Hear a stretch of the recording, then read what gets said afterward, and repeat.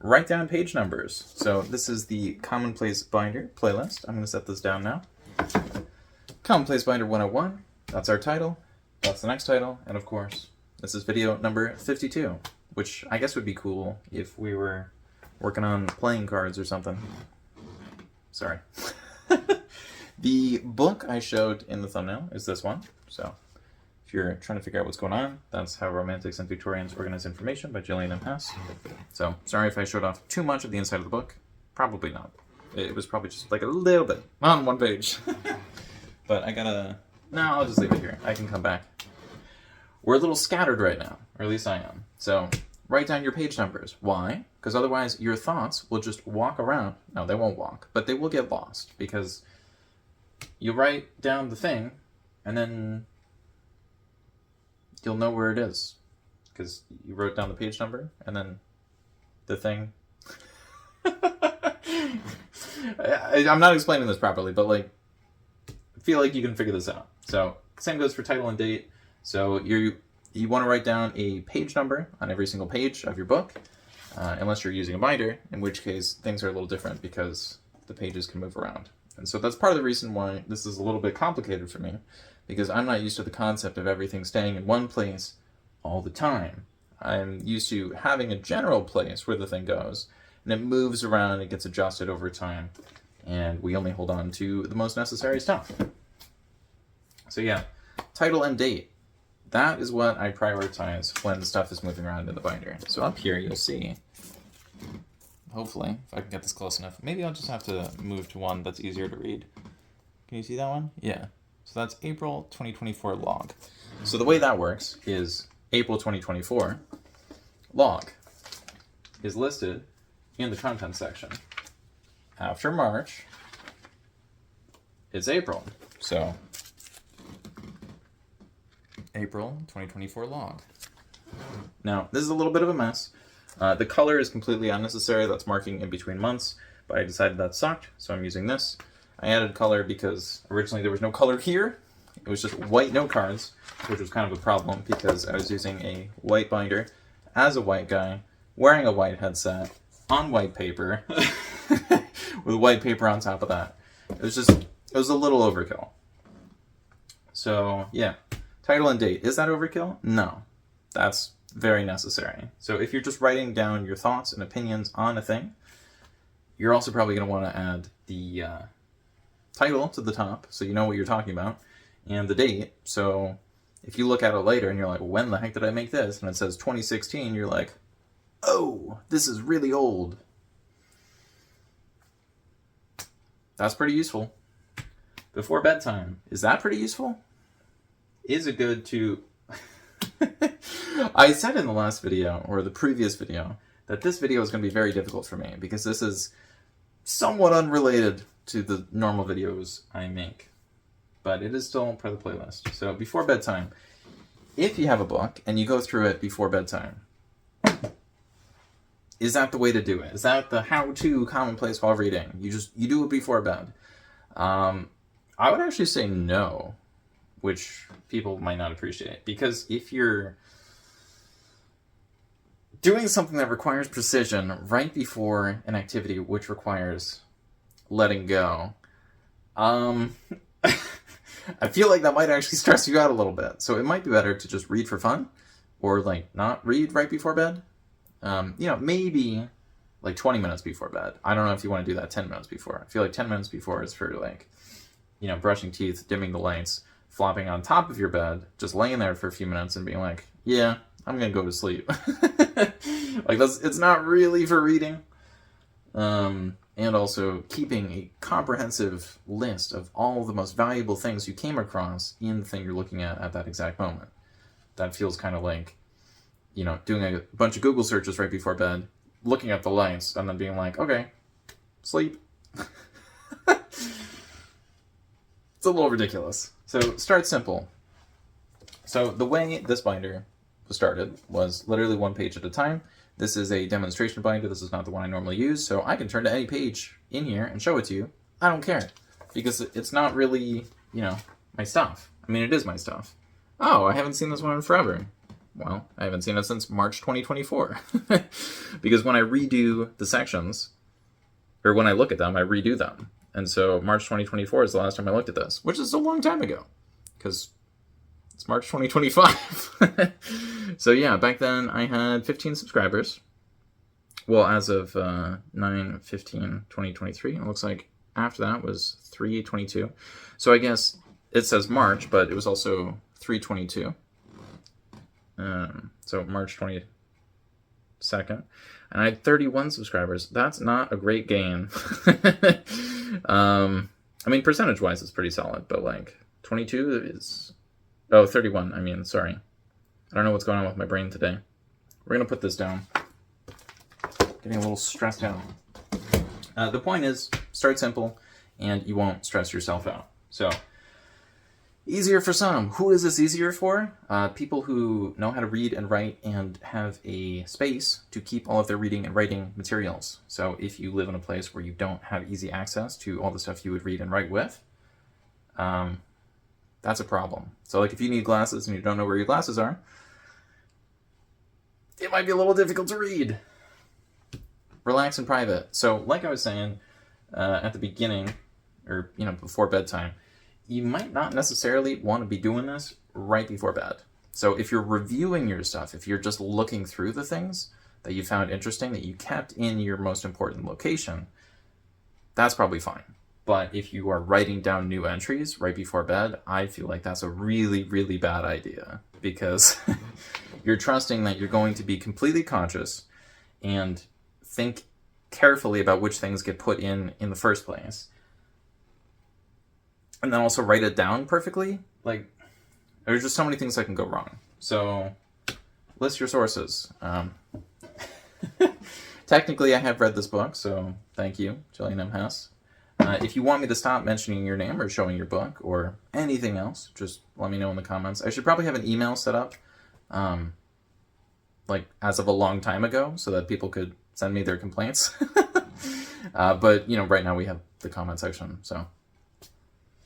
Sorry. Yeah. Okay. Required length. I don't have any required length for how long I'm supposed to spend on one of these note cards. I think they're technically index cards. No one has let me know in the comments yet, so if you have a strong opinion about that, please leave that below. So, required length of an entry. I don't have that listed here, but like when you're writing the stuff down, there is no required length. It doesn't have to be like a page worth of stuff or a sentence or whatever. I mean, I assume it's going to be at least one word, but it'd be really weird if it was only one word. So, yeah, a person and their book. So I think that is related to what a friend of mine used to say when she was looking at my cat, that it was like a cat and his boy. But I don't have a cat anymore, so that was a long time ago. But yeah, how to commonplace while reading? What happens if you have a cat? What if it's not just a person and their book? Well, the cat might try to do whatever you're doing, but I would say just give them a space to do whatever they want to do. Not in a way that's destructive, but in a way that like they can sit next to you. So you might end up just like taking off your sweatshirt, putting it on a place next to you, and then the cat will just like lay down and be like, I'm helping. But they might also want to be a certain distance away, because sometimes cats want to be like, outside of arm's reach. And so, yeah. Ask for help. Probably not from a cat. There are a lot of things I could get my cat to help with, like laundry, because he wanted treats and I wanted to get laundry done. So I would give him a treat every time I did laundry. And then because I did laundry at a specific time on a specific day, he would stand by the laundry basket and yell. I'd be like, oh yeah, we're doing laundry right now. Nice. And so at the beginning of COVID, everybody was freaking out. But the only reason I was freaking out was because all the other people were like inside the residence and freaking out. Because I was hanging out with the cat and we were getting work done. Oh man. It is a common activity you can do with someone. Yeah, I think this is more of a relaxing and private thing. Although maybe after you've filled everything into a commonplace, you will share the best parts of the commonplace with somebody else and, flex on that person and establish your intellectual dominance. Thinking of a meme where it's like, actually, I'm not allowed, or I don't know if I'm allowed to talk about that, but I think it's related to Athena or Medusa and the words intellectual dominance. That was a very old meme, so it might have just been deleted from the internet. Who knows? Write in books. Why would you write in books? So your stuff can't get deleted from the internet. That's one of the problems with digital. You press the wrong buttons, the whole thing is gone. So sometimes I talk about how ring binders are a little weird because you can drop them and then they'll just break, which is a little bit different than a book, because if you drop a book, like you might move some of the pages around or get it gross in some way, but like it's probably not going to break apart into a bunch of pieces. Yeah, tons of notes. So what do you have in your book? Probably essentially tons of notes, because you're writing down other people's stuff and then you're writing down your opinions on that stuff. And that's about it. I mean, you can make it more complicated than that, but start simple. You'll get there. Computer preference. So even though a computer could technically wipe everything, and nowadays it feels like everybody's just like spying on internet stuff all the time, I still think a computer is easier for me. And that's because it's very hard for me to write now. Well, it's not very hard, but like it's a lot harder than it used to be, because it used to be effortless, and now my fingers feel a little bit weird when I'm writing. So maybe I wrote too much, maybe I typed too much. I don't know. Maybe I'm just getting old. Too advanced. Is it too advanced to type things? Well, it doesn't really feel like commonplace anymore when you're doing it all on the internet or on a computer. That's more of a personal knowledge base, and they are slightly different, and I will have links to those in the description. Missing link. Uh-oh. Am I missing any links? If I am clearly missing a link, please let me know in the comments below, and I will try to get to that at some point.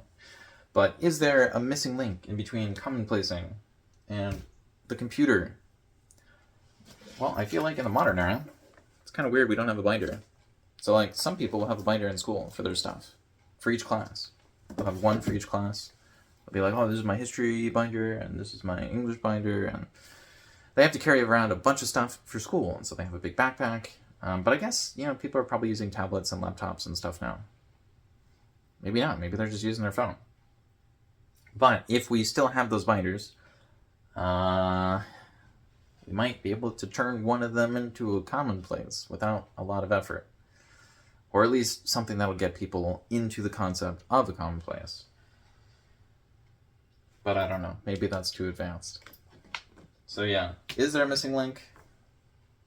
I guess it depends on how you want to define it, but it is really weird to me that in school we don't get to use a commonplace. Like, we'll take notes on a book, and it'll be like, annotate the text. And then what do we do with the annotations? Nothing. So, it's like, we should have the commonplace to put the annotations in the commonplace. Like, I feel like I'm going crazy. But, you know, there are a lot of things in the school system where it's like, why did you do it this way? That doesn't make any sense. Why? Gift to future self. So if you happen to make a commonplace right now, maybe that'll be a gift to yourself 50 years in the future. I don't know about that. But it might be cool for someone else 50 years in the future. Although a lot of people aren't super hyped about spending their limited relaxation time working on a thing for a person who potentially doesn't exist. Writer. So if you are a writer, will you have a commonplace book? If you were born before computers, probably.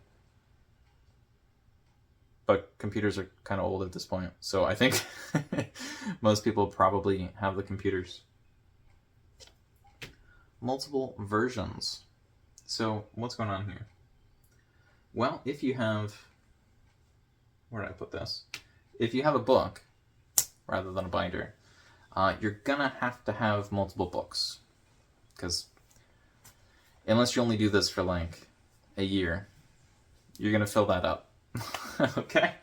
So like maybe it'll take you 5 years. Maybe you're really careful and methodical and you know exactly where everything goes, and you have it all planned out ahead of time. In that case, it feels kind of like someone who makes their first YouTube video and gets 100,000 views. It's like, that's fantastic, but you probably should have started sharing earlier. You know what I'm saying? So, yeah. Would a writer have this? Maybe. Would a writer have multiple versions? I mean, if they're writing a lot, they're probably going to have multiple volumes at least. With the binder, though, I end up with multiple versions of pretty much everything. Because what'll happen is I'll work on something, which probably shouldn't go on a Commonplace, but I'll work on it anyway, because I like to see all the related things surrounding what I'm actually working on.